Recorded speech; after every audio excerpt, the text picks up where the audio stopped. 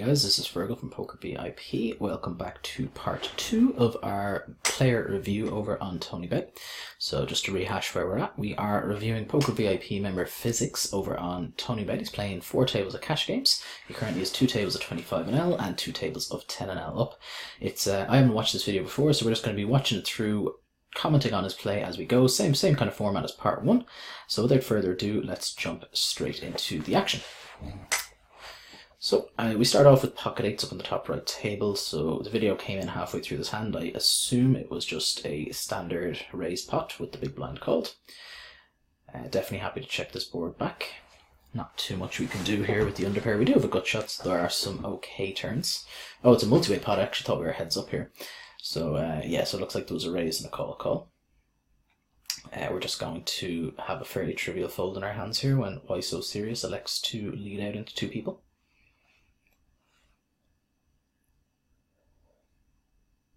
So 4-5, trivial fold. Jack 5 suited, not too much we can do here. Depending on the action, if there was like a min raise and a caller or 2, we can consider justifying a call. Facing an under the gun open for 3x though, we have a very easy give up. Even when the small blind comes around, we still have a fairly easy fold.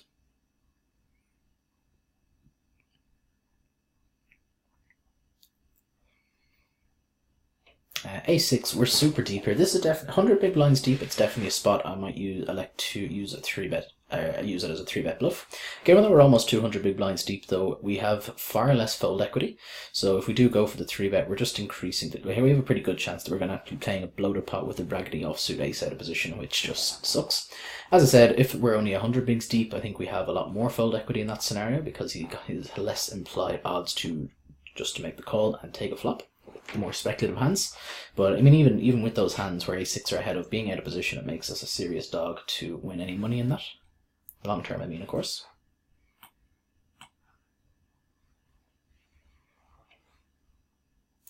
5-8 facing the limp on the button, we just gotta give it up.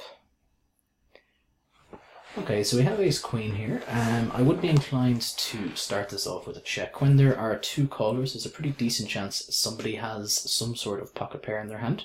There's like a reasonable chance of it. So I would be inclined just to let this one go. We did go ahead and we bet. Obviously an absolute dream turn. 100% on board with this check. If he ever has any floats, we want to allow him to bluff those. Ace 10, yeah, I like your c-bet, I like your sizing. So check call, pretty easy spot, and I think I'd be inclined just to go ahead for the check call again. He can have some worse ace-x that he's going to value better, he should, and we want to maximize his opportunity to bluff as well. So he goes ahead and he checks back and he mucks without showing.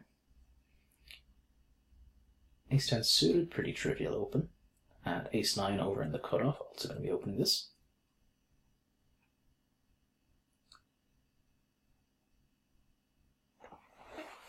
So, a couple of notes. We have this player Why So Serious on every single one of our tables, so our assumption about him will be that he is a bit more reggish.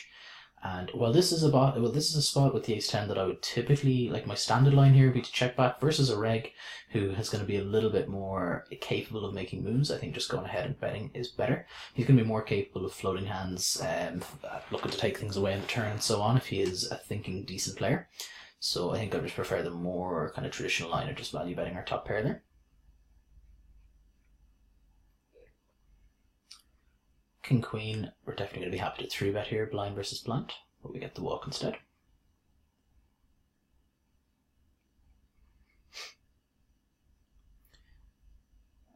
Not much we can do with any of the current hands that we have at the tables.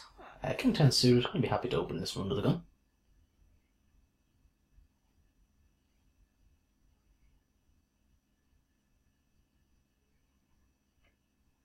So we've got a somewhat deep table here, which is nice. There are no short stackers up in the top right, which is pretty good. Really poor flop here for us. I'm not looking to c-bet on this board. I'm just happy to check this back and try to hit one of our 6 overcards.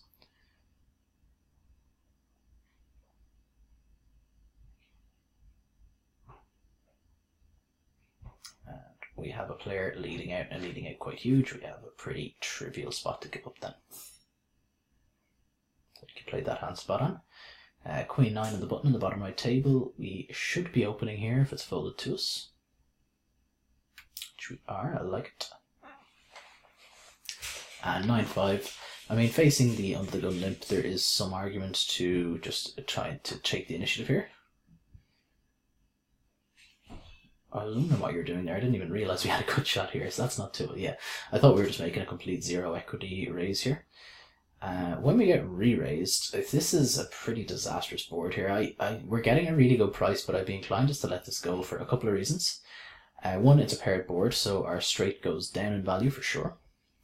Two, there's a potential flush draw out there, so he can be re-raising like hands like overcards of flush draws and so on there. In which case, while we do have some outs to the best hand, we're going to put ourselves in a lot of really tricky spots.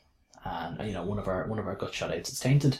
Our pair outs are also tainted, so it's just going to be one of those spots where it's going to be very tricky. Despite the really good price we're getting, it's still going to be pretty tricky. We folded King Jack suited there, facing a mid position open, which I am not okay with.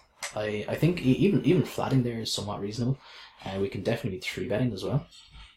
I think just going ahead and folding versus a reggish player, I think I prefer just to go ahead and flat. I think he is going to be more likely to be 4-betting us, so I think flatting there is perfectly fine. Folding is by far my least favorite option though. We have the ace and the ace, so pretty easy open obviously. So we look at the 3-bet here to around about 225. We go slightly larger, it's also okay.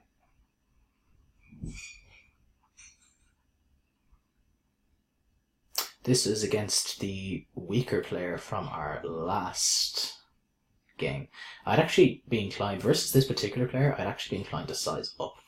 So normally, I'm just going to pause this for a second. So normally, we would be looking to c-bet around about half pot here, I think is pretty fine. Against this particular player, I'd be inclined to go absolutely huge, because he is the player, in part 1, he limp called ace-5 suited. He limp called a 3-bet versus ace-5 suited, and then called 4-bet all in when there was already a caller as well. So he is clearly not going to be one of the stronger players in the pool. So against this guy, I'd be inclined to go pretty huge.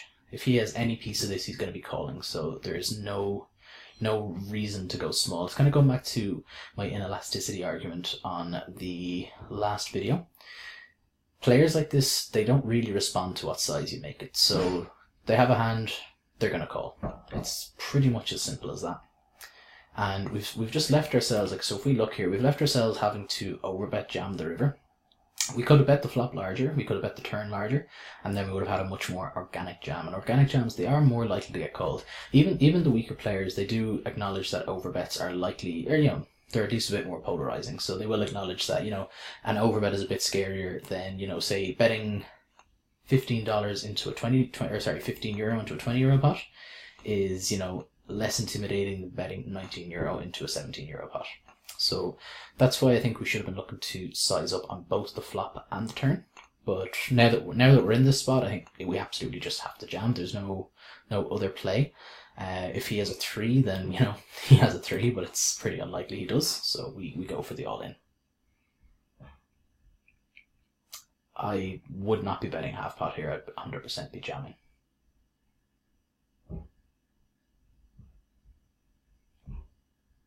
I think we made a fairly reasonable mistake by leaving ourselves in this situation, though, by not going larger and thinking ahead.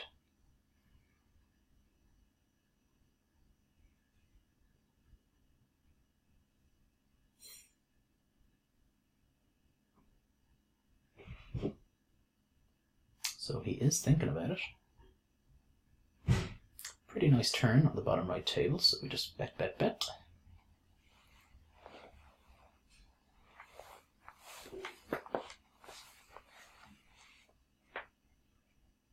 So he does go ahead and he folds.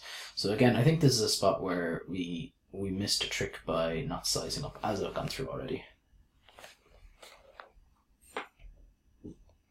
It's important to note that players like him, if he has a flush draw as well, they don't really care too much about the odds they're getting. So that's another argument for sizing up on both streets. So just, as I said, just going, especially the flop, where, you know, He can have flush draws, and he can also have a decent-ish number of top pair hands.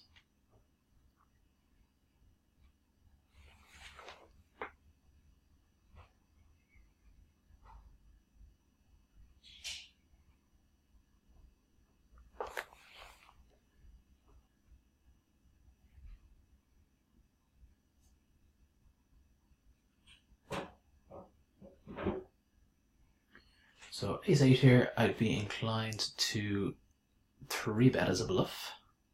I didn't get to read the note that we have there on that player. If there was a reason that you didn't make that play, then fair enough. But even when he is a reggish player, we still should be able to get enough folds through there to turn an immediate profit. And calling a hand like ace-8 out of position isn't really an option though. But with the ace blocker, I will be looking to make a play. Okay, interesting that this player goes ahead and... Oh, sorry, he's the pre-flop aggressor. I thought he was the big blind. If he's the pre-flop aggressor, I'm okay with calling.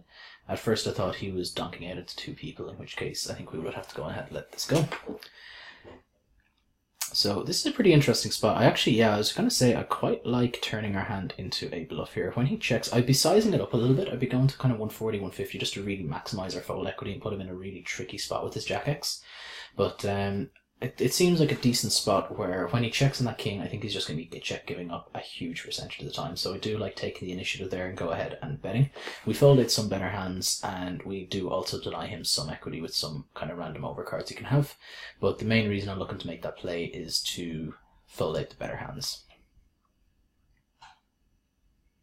So hands like pocket 8s, pocket 9s, maybe even Jack-X, and as I said, I just think that check on the turn is just really indicative of a player who's just giving up on the pot. Jack-6, obviously a pretty easy fold. King-Queen, we should be opening up here. If the under-the-gun player opens, or we're 5-handed, so he's mid-position technically, it's a hand that I will incorporate into my 3-bet bluff range a decent chunk of the time. So up in the top left table, I mentioned in, I think it was part 1, about just sizing up our ISOs. Because this guy is short, I think the 3x is absolutely fine. But if he was deeper, if he was kind of 15 euro or above, I'd be looking to make this 4x. What a flop. What a flop. So we have this board really, really crippled. I think checking and betting are both fine. I would probably look to check rather than bet. But if we are going to bet, I like your sizing. There's no real reason to go too large. But I think just checking one street and looking to allow bluffs as well as potentially some lighter call downs on later streets seems pretty reasonable. He's quite short as well, so even if we do check one street, it's still somewhat possible to get all the money in.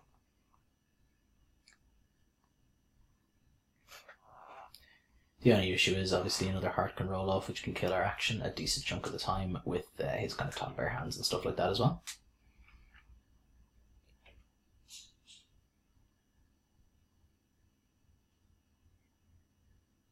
Okay, so we're going to have to play a pot out of position with the ace-jack. With the back doors here, this is not one of the best boards here, but with the backdoor nut heart draw, I might be inclined to fire one street.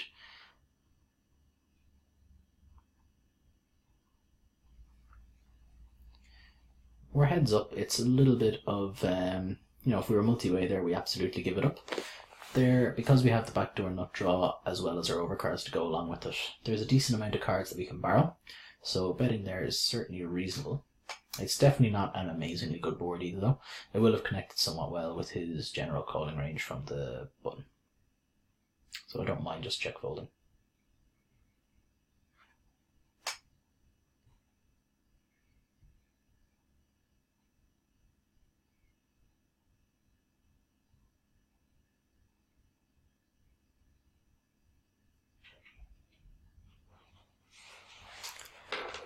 Ace-4, even just facing the original early-ish position opener, we'd be looking to go ahead and fold here. When there's a 3-bet, it's obviously a mandatory fold. So pretty easy spot to 3-bet here with the ace-queen, making it about 90 cent. Euro's also fine, either or.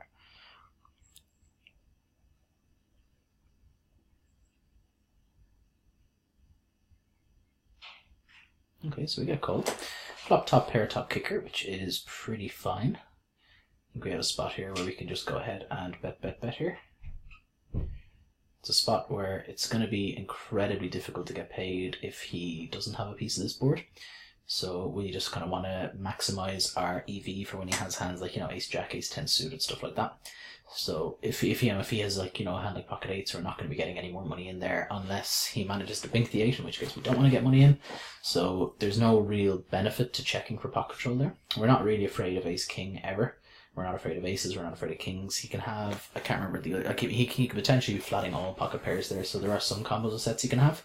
But as a general rule of thumb there, it's, and I'd be looking to fold the 6s here to the 3-bet. We're just not quite getting the right price to continue.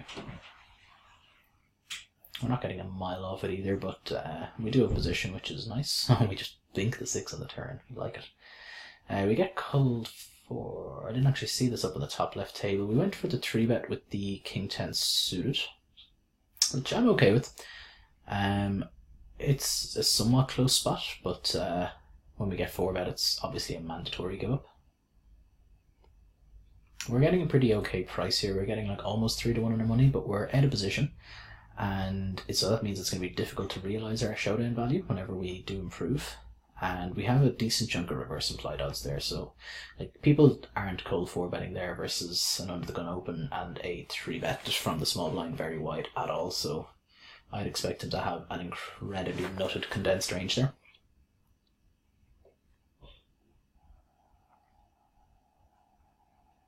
That's another spot I've discussed with my students in the past. It just, arguments over what kind of price that you need, because, so we're getting almost 3 to 1 there, so it's not like you need incredibly good equity to continue. But the argument there is, though, obviously it's very difficult to realise that equity. So, if we just look at the raw equity we're getting to make the call, we're assuming that we're going to play absolutely flawless poker post-flop, which is just not possible. Queen Jack suited, I think that's a little bit too loose of a fold. I think I'm absolutely fine flatting and looking to take a flop in position. Obviously the button can stick around, which doesn't give us absolute position, but we have position versus the original opener. It obviously does suck when we get squeezed behind. We do have one regular player in Why So Serious, so it is a possibility, but the potential upsides outweigh the downsides. So I'd be looking to make a strong flat call there and play some post-flop poker. Who would have flopped the flush draw? I think it was diamonds that we had, right?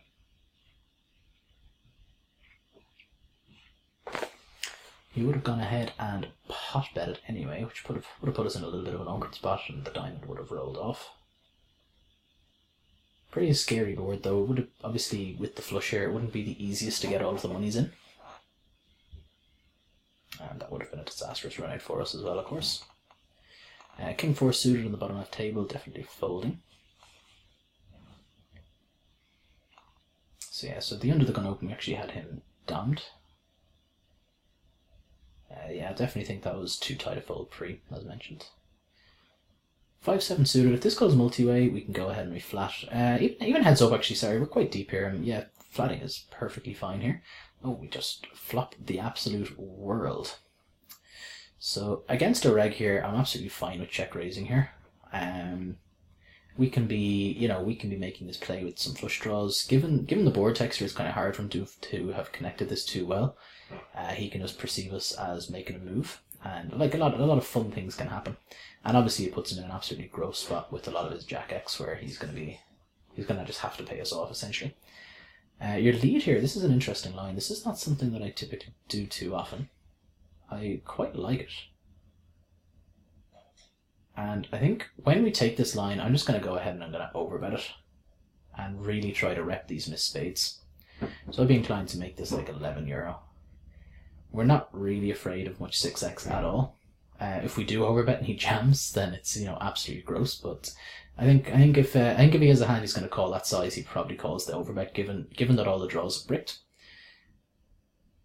So he does call. We don't see what he had, but I'm assuming he had probably Jack X, but I guess he can have some pocket pairs there. Bottom left table, we definitely have to fold here. He's just not doing this wide enough. I didn't actually see the exact way it played out, but when a short stack is kind of jamming all in voluntarily on the river like that, they're typically going to have the goods.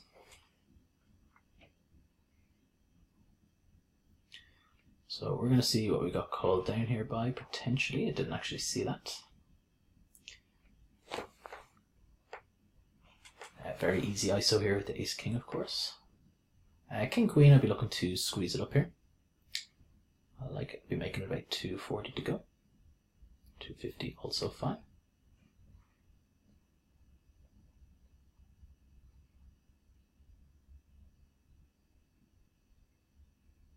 Oh, we don't get to see what he had. Okay. We get raised with the Queen 10 rather, and that obviously sucks. And we also get raised with the King Queen, which really sucks. We can't continue facing the 4-bet. We're not getting that good a price. We're getting a little over 2 to 1.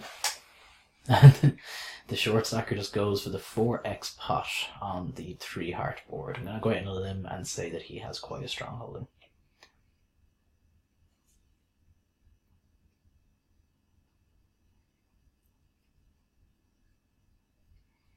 King Jack, it kind of sucks that I'd be going to squeeze there again. Obviously we got 4-bet just in the last hand, so it's possible we may be perceived as squeezing a little bit light, but it's still a perfectly fine spot. Just because he more than likely woke up with a strong hand the last hand doesn't mean that we should stop making profitable plays out of fear of getting 4-bet. The King Jack there, I think we have a pretty slam dunk squeeze play. If we get 4-bet again and have to fold, then we do need to tighten up a little bit in that instance, but our table image hasn't been impacted too severely just yet, so I would still be looking to go ahead and just put the squeeze in there.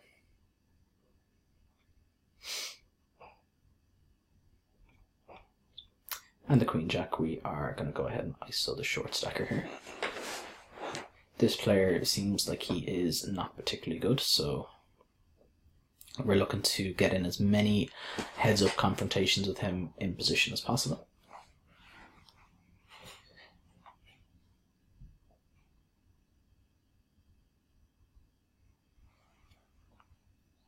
If it's checked to us here, I would fire once with our gut shot. We had the backdoor spade draw as well, and we just really credibly rep a chunk of ace-x. I would be going a little bit larger than that. I think 50 to 60 cent would just be marginally better. Makes them that less bit likely to call with kind of 10x, and even hands like King Queen, when we go small, they can potentially just look to peel and bink their gut shot, which is a bit of a disaster for our kind of holding.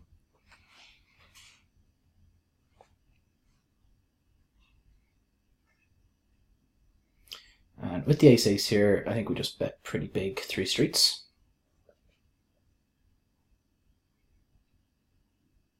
Pick up the spade draw as well.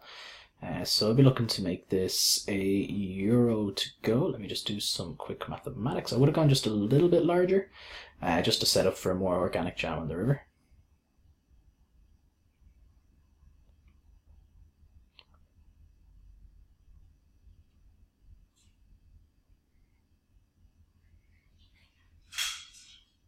So yeah, we just put him all in and hope to get called by 1 pair. He snap folds.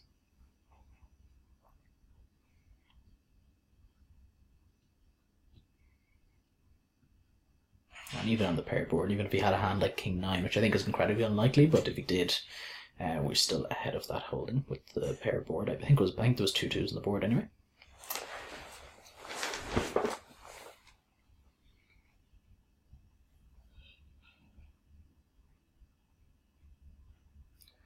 So the 7-8 suited, hopefully someone flats behind. They do, so we can go ahead and we can call here. I wouldn't be inclined to use this hand as a 3-bet. There's a lot of cool things that can happen here. We're quite deep, so I don't see a need to do this when we have a really profitable call on our hands. The tables have been a little bit 4-betty so far, so it means that we get denied our equity a reasonable chunk of the time here. When we get it through, fantastic, but I think this hand is going to play well enough, even out of position, that we can just flat here quite profitably. We get back raised, which stinks. Your initial reaction, I'm not a fan of how we played this hand at all. I would just be looking to flat. We get it through. I think that's quite an ambitious play, though. He folded really, really quickly, which is quite interesting. So I'm guessing he just has you pegged as a bit of a madman, which, you know, if we're just ripping in the 7-8 suited, his read might not be entirely off. Unfortunately for him, he just lost the game of chicken though. So I'm not sure if we had any reads. I don't remember any specific information with this player. We don't have any notes on him as of yet. So we haven't. Okay, so you've seen him do this. Okay, we have seen him do this before, so I must have missed that. I can't remember when that happened, but we have seen him back raise after flatting an open. Okay.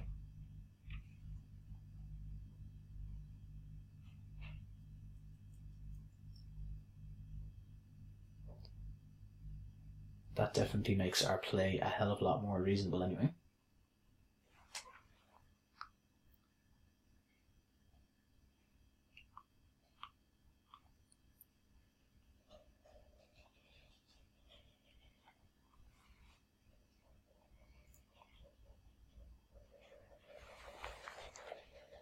He said we had ace-ace the first time he did it. I don't actually remember when that happened though. It must have been in part 1, but I don't recall it. So the Jack-9 suited, we bring this in for an open from position. Do like it. And the Queen-Jack suited from under the gun, definitely okay to open this as well. So it looks like we're going to see a flop here with the Queen and the Jack. Not an ideal flop for us. We have some backdoor potential, but it's, you know, people can have a lot of sets. People can have some straights. They can have some 2 pairs, pairs and open-enders, pairs and gut shots. There's a lot of potential bad combos for our opponents to have here for us, and not very many good ones. So yeah, just check folding there seems pretty standard. And the ace-jack suited, let's see what happens here. On the king-high board, I'd be inclined to go ahead and fire here, with the intention of double barreling. And I think half pot is perfectly fine. Yeah, I don't see any much reason in going too large. I'd be inclined to fire again here and size up a little bit. I want to make sure that we fold out his pairs that are under the king. I'd be looking to make it kind of 80 cent on the turn to go.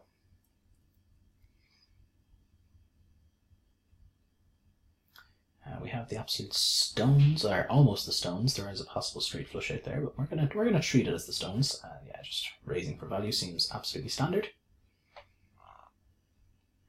So our opponent did have a weak king up in the bottom left table, so I'm assuming he wasn't going to fold. That's where our double barrel wouldn't have gotten through. Did not see how the action went on the river. We'd got to showdown, so I'm assuming it went check-check. If we called a bet, I wouldn't be a huge fan of doing so.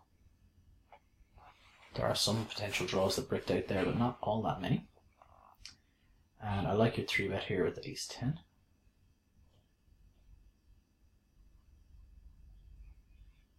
Equisize is just a little too large though in that instance. Just 4x is fine. Even versus the min open, it's still fine. Okay, so the ace-5, betting small here seems perfectly prudent.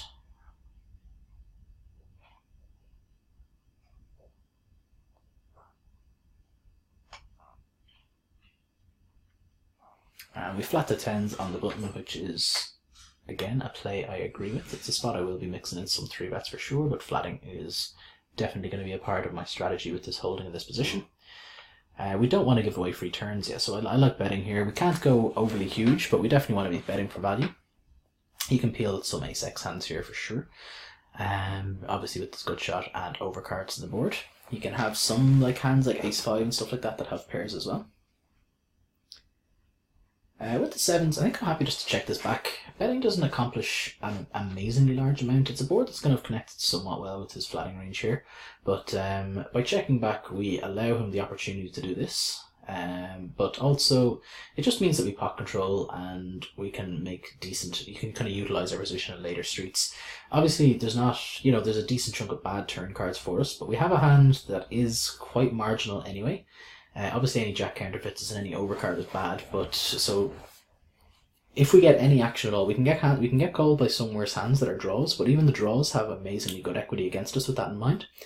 So, and then obviously we're going to beat a reasonable chunk as well. So for those reasons, I'd be inclined to check back there and look to make good post-flop decisions on turns and rivers. Not necessarily checking just to fold on, you know, bad turns, depending on how bad. But as I said, when we're in position and we have a marginal holding, that's one of the advantages of position. We're able to, we have that option where we can check back and we can make decisions on turns based on our opponent's action as well as how the board texture has changed. So I think the c-bet there was just a bit unnecessary.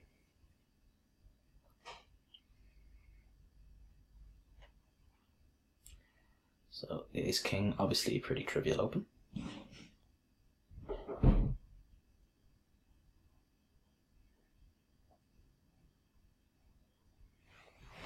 Okay, we see a multi-way flop. It's a reasonably safe board. We have the backdoor nut draw, which we like, of course. I'm okay with this c-bet. The backdoors make it okay. If we didn't have the backdoor, if we had, like, you know, ace king of diamonds, I'd be more inclined just to give this one up. Not necessarily give up, but check and decide based on the sizing that our opponent make it. Eight of hearts is a bit of a disaster. It's connected really, really well with our opponent's flatting range. You can have some hands like 6-7. You can have, you know, different heart combos as well.